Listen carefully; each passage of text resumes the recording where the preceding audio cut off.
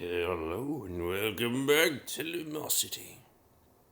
Something doesn't feel right. Something here is amiss. Something is not quite fitting. But I don't know what it is. Probably just nothing. Probably just my brain. Probably my brain is out of it today. Well, whatever. I feel on this day, which is after the day that I did not record yesterday. So sorry about that. I feel like, but I'm not gonna make it up because I'm not.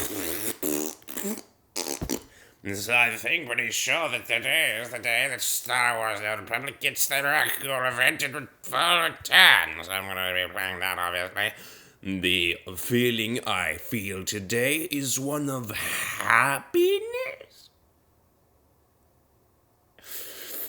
Yeah, probably not, actually. Probably not, because I just feel kind of weird, really. Had a very weird dream last night, and the very last part of it was filled with insects, so it turned out to be spiders, and they were nasty, and they were large. Oh my god. I hate arthropods. I hate him. I slept for the very round number last night of, well, let's see. 2 to 10 is 8 hours. That's good. It's good to know. Alright, Ebb and Flow. Yesterday, when I was playing Lumosity by myself, I managed to get some excellent scores. One was almost a top 5 score, Pinball Recall, got back up to level 19. And the other score of excellence was in Color Match, where I actually got a top 5 score. Pretty epic, eh? It would be more epic if you'd been recording. Yeah, it would have been, huh? Sorry about that, one recording. Also, then, I also got the fastest reaction time I've yet gotten on... Oh my gosh, what was that? It was like my air conditioner's like, I'm going to eat you. I got the fastest reaction time I've ever gotten on Speed Pack. I mean, I didn't look to see what it was, but I mean, I got like half of them wrong, and yet I still got, not half, but you know, a very large proportion of them wrong.